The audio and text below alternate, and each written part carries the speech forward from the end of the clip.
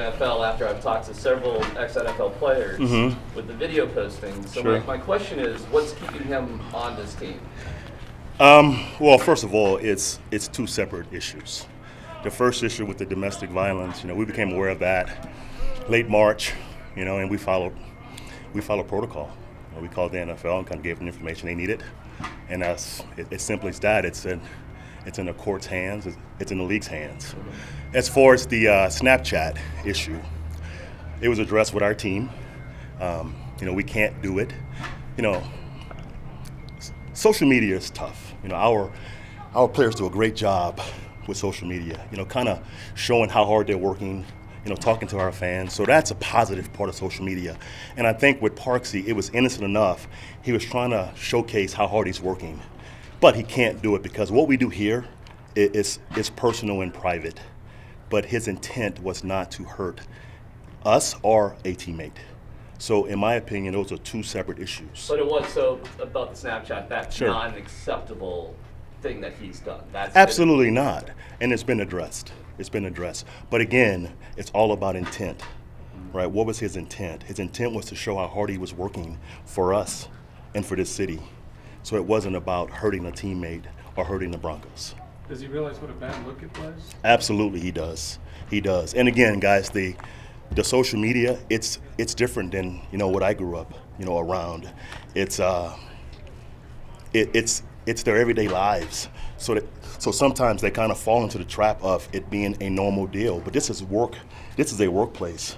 So we can't share what we're doing here, to the outside world, so to speak. Does it serve as a good reminder that everyone's like, okay, you have to be careful. Even Snapchat is forever because someone can capture that. Absolutely, guys, and we spend a lot of time with our players as far as education about social media. So, it's like your kids. You have to constantly remind them about the dangers of their innocent behavior. So again, his intent wasn't to hurt us or to hurt a teammate. It was to show he was working hard. So, I buy that. Vance, do you think on the domestic violence, Sure. there will be some punishment forthcoming from the league? Or? Well, the league's got their rules in place. As far as domestic violence, and again, it's a league matter. So whatever happens, it comes from the league, not from us. Did you punish him for the Snapchat? Did I punish him? No. I addressed the entire team, because again, his intent. Okay, I'm with this kid every day, so I knew his intent. So a punishment wasn't warranted. It was more of a conversation and education on what we can and cannot do, and we have to be careful. Even when we're being innocent, it can hurt us and hurt others. So it was more of an education and conversation than a punishment. Didn't see Vaughn out there today. Vaughn's out west on personal matters. Okay. And again, guys, it's a voluntary workout. So I didn't take roll, but Vaughn told me Friday he wasn't going to be here today. So I liked that part. I wasn't surprised by it because you were going to ask me that. So I wasn't surprised by it. Absolutely. It is OTA, so that context. But what did you think of Paxton today? Obviously a beautiful lawn. Absolutely. I thought the entire offense, looked, really good today. They had a slow day on Thursday. Had a great day last Wednesday, average Thursday, but they bounced back today. And we talked about this morning, how do you bounce back from bad plays, even adversity, having a bad game. So they came back today and made some big plays, especially in the 2-minute period. That's a game-winning touchdown. And we found a way to get the ball in our hands of our playmakers. 88, 10, those guys made big plays today. And most young quarterbacks don't have to learn while facing the league's best secondary Right. or the best pass rusher in the league. Do you see that as a help or a hindrance to these guys' progress? It's a help. Because when you're facing the best every day, okay, it makes game day easy. So seeing the edge rushers that we've got, seeing the tight coverage every day, it's going to help those guys play better on game day. Because games should be easier than practice. And when you're playing against one of the top defenses in the league, it should make their lives easier on Sundays. So do you kind of have to grade on a curve? I don't. I mean, it's an NFL football team. Our defense is obviously a top 10 defense on paper, but we're going to face Oakland twice, Kansas City twice. Even the Chargers defense played really well last year, so it's no grading curves here. It's yes or no. What we saw, us media, Yes. it looked like Paxton had his best day today. Well, he had a great day. I mean, you've seen how many days? 3? Yeah. So I mean, I've seen what now, 7? Yeah. So it was a good day, for the entire offense, and he made some nice throws. That's fair. Yes, it's fair. He had a great day. Vance, it looked like Jamal Charles was doing a little bit more than what we saw him do last week and the week Yeah. previous. Is that about as expected? Absolutely, he's made great progress as far as his rehab. He came here, his quad was really weak. Now it's gotten stronger. I mean, he's running heels. He's with Eric with a couple individual drills, so he's getting closer. But his time frame won't change. He'll still be ready for training camp for us. What are you seeing from Justin Simmons? He seems to be always around the ball. He's around the ball all the time. I mean, he's a guy that has a high football IQ, and he's long and tall. So when he's in those windows, I mean, he's made 2 or 3 interceptions that no one else can make out there because of the height and the length. So he's a very smart player that we're counting on this year. What about A.J. Derby and the plays he was making out there today? Seemed like he was going all out. AJ's had a nice offseason. I mean, he's a guy obviously we're counting on. It's a tight end room full of different types of players. So I mean, he's a guy that we're counting on third downs, third and mediums to kind of attack the inside zones for us. But he's had a good offseason. This is a little more big picture. Sure. A lot of guys that are in your position, first-year head coaches, they're taking teams that were bad last year, only Yeah. a couple of games. For you, what's the challenge of inheriting a team that's only 1 year removed from the Super Bowl? It's not a challenge, in my opinion. It's a good thing. It's a blessing, in my opinion, because most first-time head coaches are inheriting teams that need a lot of work. This is a winning football team and a winning organization. So for me, it's a good thing, not a bad thing. Every team wants to win the championship. Every team has one goal in this league. It's one winner each year. So, for me, it's a blessing. It's not a curse. Coach, getting reps is a tricky thing, period. You only have so much time. Right. Where do you stand on the virtual technology issue, and what exists there? Yeah, I've had a little experience with that. It's not football. It's a learning tool, and you can use it to obviously learn and demonstrate live football reps, but it's not football. So we got to spend our time out here, and that's where guys get better. So you're not for it? I'm not against it. I'm not for it. I've experienced it in San Fran years ago, and it works for some guys. It doesn't for some other guys. So What it's about here your now. approach to analytics in general? Do you know how you'll use Mitch Taney? Yes.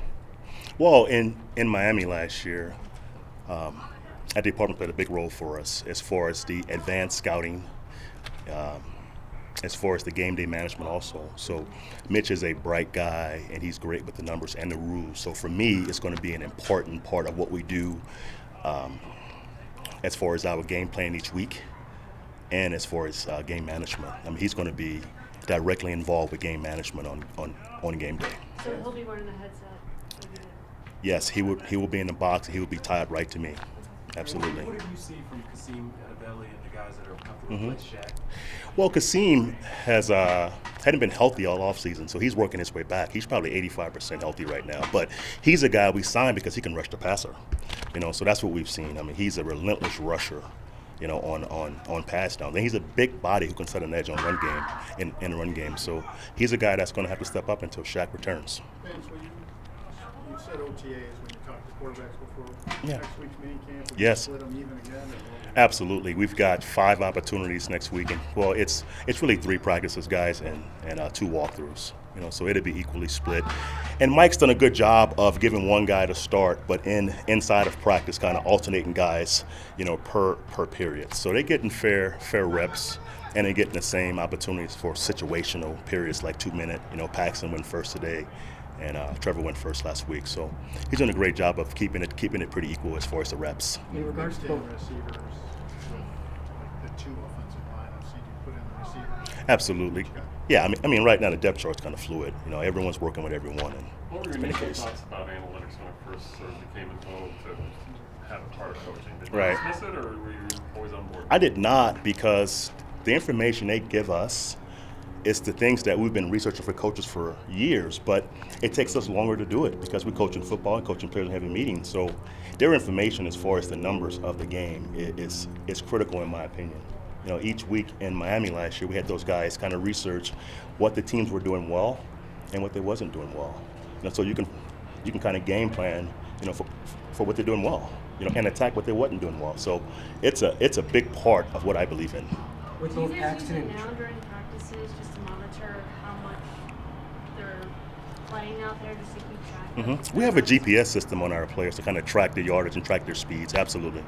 with both Paxton and Trevor, what are you seeing in terms of how well they're able to kind of take the mistake and then learn from it and not repeat it again? That's part of the process, and that's been a thing that we've talked about the last week about how to overcome adversity.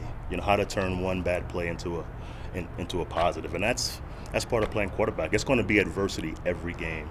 How we come out of it as an offense total is important.